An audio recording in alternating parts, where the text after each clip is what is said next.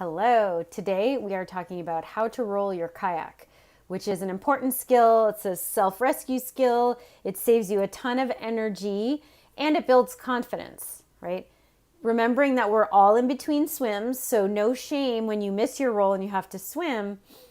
And it's always good to continue to practice and get proficient with your roll.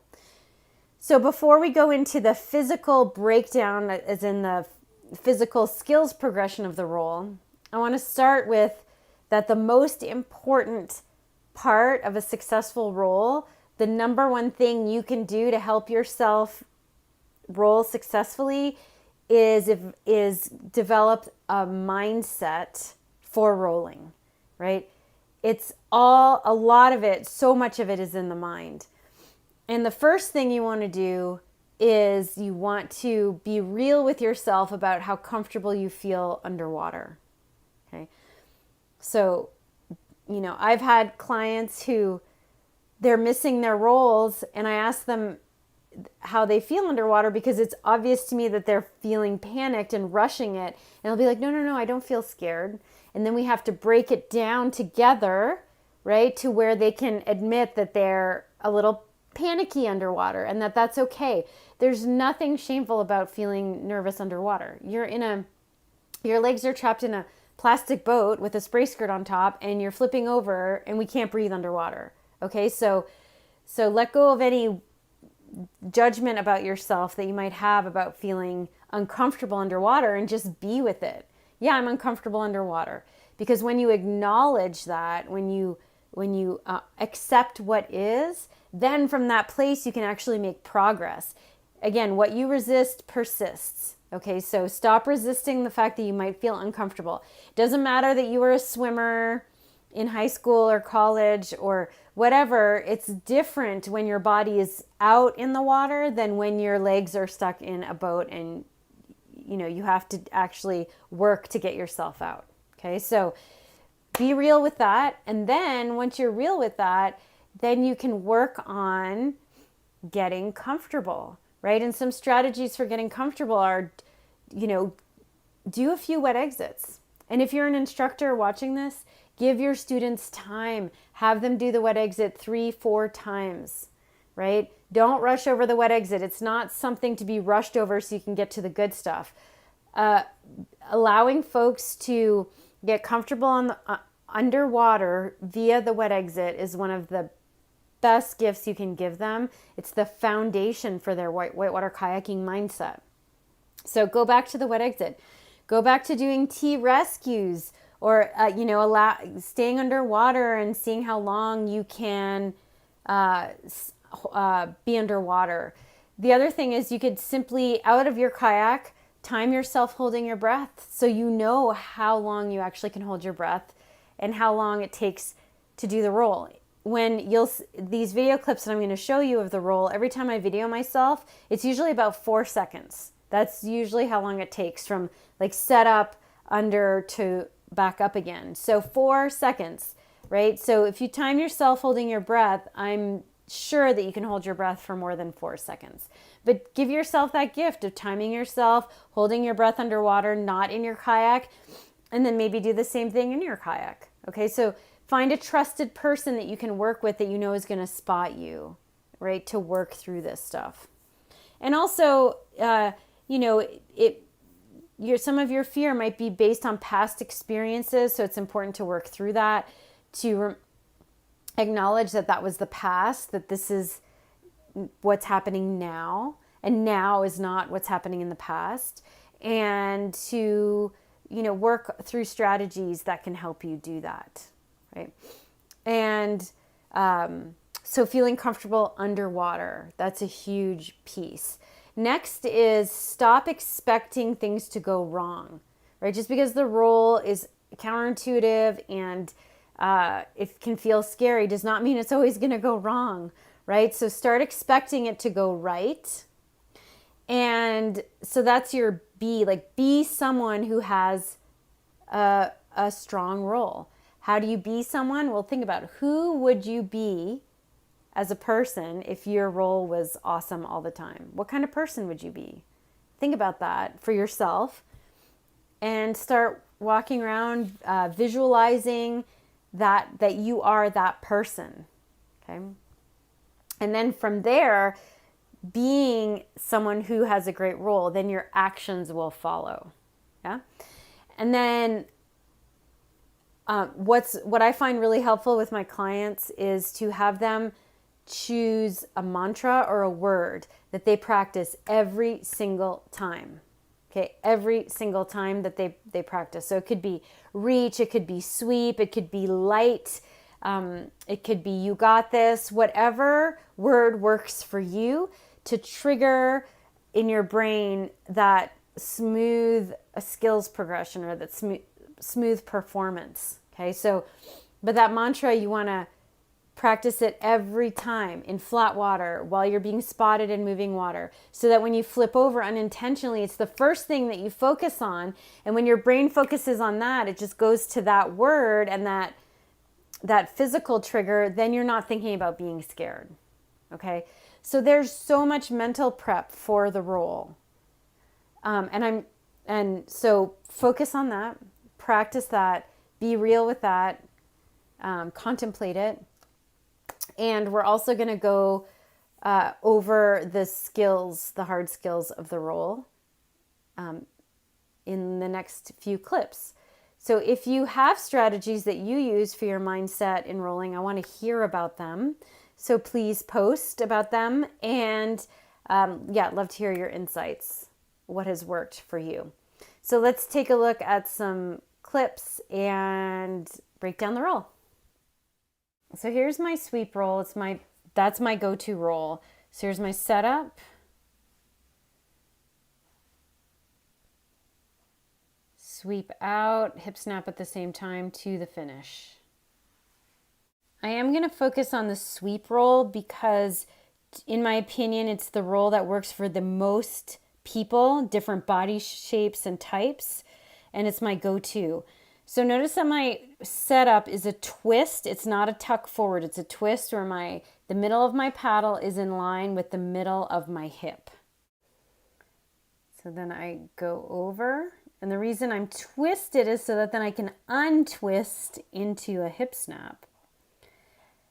So here I flip over. There's a big misconception that my paddle is not have to be way out of the surface of the water. And that is more important on the C to C, which is actually why I like the sweep. The sweep roll, as long as your paddle is at or near the surface and you have good movement, it still works. The C to C roll, if you don't have your hands and your paddle above the water, it's less likely to work. It's a lot harder. So this sweep roll is very accessible to folks who have limited flexibility.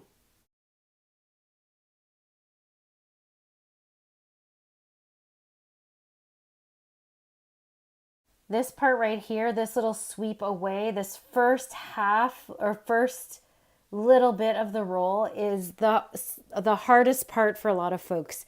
The sweep away from the boat, out away from the boat. It requires that you really reach with your whole body away from the boat instead of pulling down towards the bottom.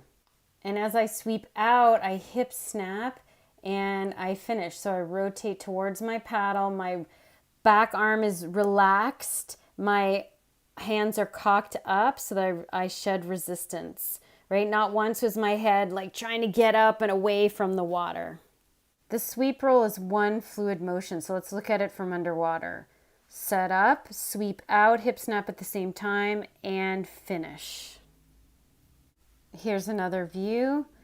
So set up, sweep out, away, still reaching, hip snap at the same time, and finish.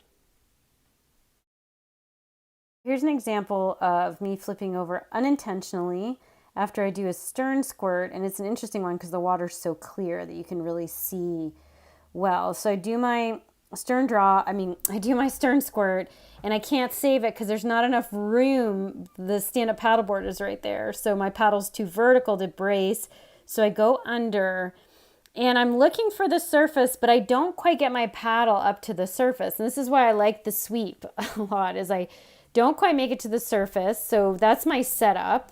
my hands are underwater. I'm sweeping out, okay, but I'm holding too much tension in my left hip, so my head is coming up, right? So I'm kind of stuck. When your head comes up first is because there's too much tension in that left hip. So your right hip cannot engage, right? So I had to create surface tension with my paddle, with the sculling brace, in order to bring myself up. So a couple of things about that clip. So I am talking in left and right. That's my dominant side roll. Okay, so I tend to hip snap dominantly on my right side, which is what I was doing in all of these video clips. So when I say that when my head comes up, it's because I'm holding too much tension in my left hip. That hip I'm referring to is the hip that I'm not doing my hip snap with. It's actually preventing me. In order to keep my head over here, I have to hold tension in this hip. It's just like what the body does. So if I can think of relaxing that hip, then and engaging the other hip, that works really well. So don't get stuck on left and right, whatever your dominant side is, right? If your head is coming up, it's because you're holding too much tension in the hip opposite the hip that you're hip snapping with, or that you want to hip snap with. You have to release tension in that other hip that's holding your head up in order to do your hip snap on the other side, okay? And the other point I want to bring up is, and this is true for bracing, right? A brace is not about the paddle. So when I was doing my sculling brace to bring myself up, I had to release the tension in my hips. A brace is when it is a supportive stroke, but it has to be moving because it's creating surface tension, okay, for your body to then bring your hips back underneath you. So I just wanted to mention that. Same with the roll. The paddle is only there for surface tension, right, so that you can do the movement of the hip snap with your body, or with the sweep. It's rotated to one side, sweep out, rotate other side, and hip snap. Okay, and if you notice, if you just sit where you are, and if you sit straight and then rotate really fast to one side, you'll notice that this hip engages, it lifts, right? And that's why I like the sweep as well, because it's more focused on core and rotating, right? So try that. You sit there and rotate fast, really fast with your core. You can't just do it with your shoulders, with your core, and that hip is going to automatically lift. And that's what you're harnessing, those body mechanics, those natural body mechanics, when you're doing the sweep roll. So that's something that you can check out also.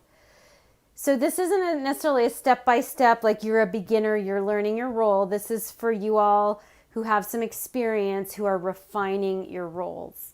And I hope that this has been helpful for you. And I look forward to hearing your insights, your questions. So post them. Look forward to great conversation about it. And get out there and practice your roll. And of course, when you get out there and practice, right, it's really important that you can't expect to have a great roll if you're not practicing. That's the other thing I see with my clients. They avoid practicing the roll because it's too cold, it's too hard, it's too scary. But if you want a good roll, you got to get out there with someone who's spotting you and do the practice, and practice your T-rescue at the same time, or your boat-to-boat rescue. And the more, it's small, consistent actions over time. So get out there. I know it can be tough. You got this. And you will get over the hump at some point if you're struggling with your roll. And yeah, it's about practice and doing hard things and facing our fears. That's what kayaking is so rich in learning and teaching. How to find our courage, how to do hard things. And it is such good practice for our entire life, right? In all areas of our lives. So get out there and practice. Can't wait to hear your feedback, and we'll talk soon.